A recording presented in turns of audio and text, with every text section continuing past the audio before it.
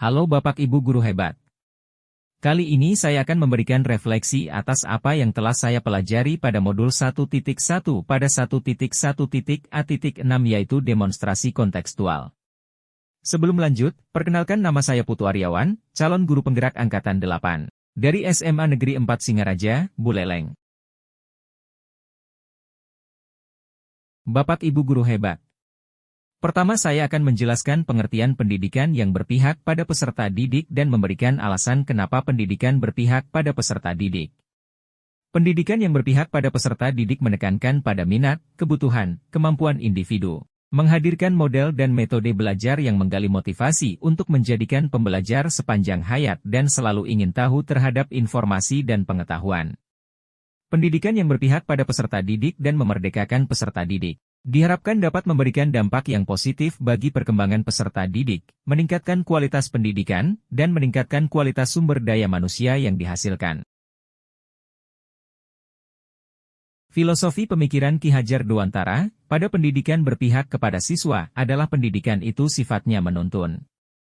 Dijelaskan bahwa tujuan pendidikan yaitu, menuntun segala kodrat yang ada pada anak-anak, agar mereka dapat mencapai keselamatan dan kebahagiaan yang setinggi-tingginya baik sebagai manusia maupun sebagai anggota masyarakat.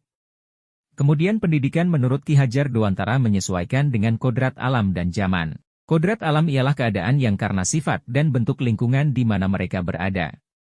Sedangkan kodrat zaman ialah berbicara era yang dijalani anak, sehingga edukasi di masanya menekankan pada kemampuan peserta didik yang memiliki keterampilan sesuai zamannya. Dalam hal ini saya mencoba menjelaskan dengan pemahaman saya. Pendidik diibaratkan sebagai petani dan anak didiknya diibaratkan sebagai bibitnya. Petani itu harus mampu merawat dan membesarkan bibit tersebut. Yang pertama saya akan menjelaskan bagaimana yang dimaksud proses menuntun. Seorang petani, dalam menanam bibit petani harus mampu merawat, memberi pupuk, memberi air, dan menyingkirkan hama, penyakit dan menjaga setiap hari agar tetap tumbuh dan berkembang dengan baik untuk mendapatkan hasil yang bagus. Begitupun dengan pendidik, agar siswa dapat mewujudkan cita-citanya pendidik harus mampu memberikan bimbingan, arahan melakukan pendampingan, serta melakukan kontrol yang baik agar siswa tidak salah arah dalam meraih cita-citanya. Kedua, kodrat alam.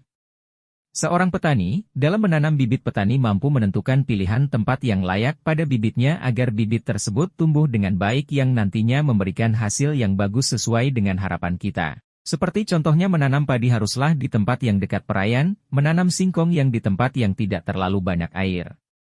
Begitupun dengan pendidik, mampu melihat kekuatan, potensi, atau keadaan diri anak di mana sepantasnya dia diarahkan dan metode apa yang harus dipakai agar siswa tersebut benar-benar bisa mencapai cita-cita sesuai dengan kodratnya.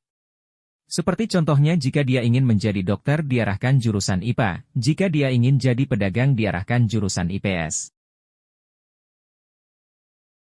Yang ketiga, kodrat zaman. Dalam menanam bibit petani juga harus mampu mengikuti perkembangan teknologi agar proses dalam menanam padi bisa lebih efektif dan efisien.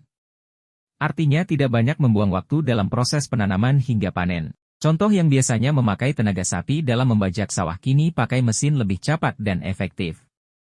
Begitupun dengan pendidik, mampu memberikan suasana baru dalam proses pengajaran atau memberikan tuntunan.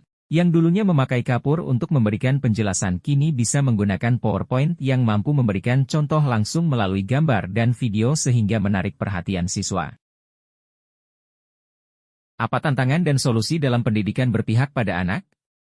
Tantangannya adalah: pertama, guru perlu keterampilan lebih dalam menggali potensi siswa. Kedua, guru perlu keterampilan dalam mengelola media pembelajaran yang unik dan menarik. Kemudian solusinya adalah guru mengikuti pelatihan-pelatihan, serta mencari informasi di internet baik YouTube atau media sosial lainnya yang dapat menambah wawasan dan memberikan skill baik itu skill menggali potensi anak maupun skill mengelola media pembelajaran yang unik dan menarik. Itulah refleksi pembelajaran yang dapat saya sampaikan melalui demonstrasi kontekstual pada modul 1.1. Terima kasih.